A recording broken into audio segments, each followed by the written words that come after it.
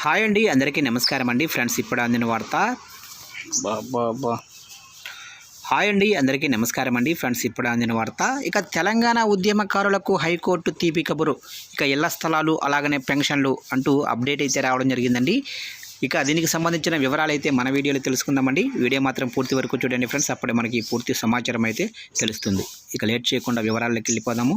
ఇక తెలంగాణ రాష్ట్ర సాధన కోసం ప్రాణాలకు తెగించి పోరాడిన ఉద్యమకారుల సుదీర్ఘ నిరీక్షణకు తెరపడే సమయం ఆసన్నమైనది. తమకు ఇచ్చిన హామీల ప్రకారం ఇళ్ల స్థలాలు మరియు పెన్షన్లు మంజూరు చేయాలని కోరుతూ పలువురు ఉద్యమకారులు దాఖలు చేసిన పిటిషన్పై రాష్ట్ర హైకోర్టు సానుకూలంగా స్పందించింది. ప్రత్యేక రాష్ట్రం కోసం పోరాడిన వారి సంక్షేమాన్ని విస్మరించకూడదని, వారికి రావాల్సిన ఫలాలను త్వరగతిన అందించాలని న్యాయస్థానం ఈ సందర్భంగా స్పష్టం చేసింది. ఈ కేసుకు సంబంధించిన విచారణలో పిటిషనర్ల తరపున న్యాయవాది కరుణాకర్ రెడ్డి తన వాదనను బలంగా వినిపించారు.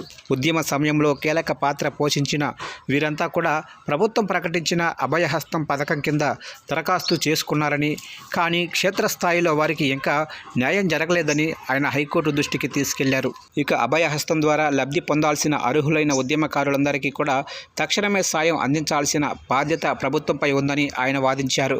రెండు వైపులా వాదనలను క్షుణ్ణంగా పరిశీలించిన జస్టిస్ విజయసేన్ రెడ్డి ఉద్యమకారుల పట్ల సానుకూల నిర్ణయం తీసుకుంటూ తీర్పును వెలువరించారు. పిటిషన్ దాఖలు చేసిన వారందరికీ రాబోయే 8 వారాల వ్యవధిలోగా ఇళ్ల స్థలాలను కేటాయించాలని, అలాగే పెన్షన్ల ప్రక్రియను పూర్తి చేయాలని ప్రభుత్వాన్ని ఆదేశించింది.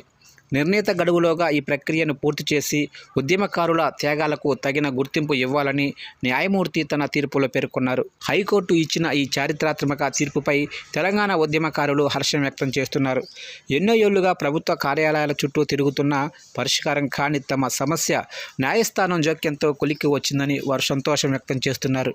ప్రభుత్వం స్పందన ఎలా ఉంటుందో వేచి చూడాల్సి ఉన్నప్పటికీ 8 వారాల గడువు విధించడంతో త్వరలోనే తమకు ఇళ్ల స్థలాలు మరియు ఆర్థిక భరోసా లభిస్తాయని వారు ధీమాతో ఉన్నారు.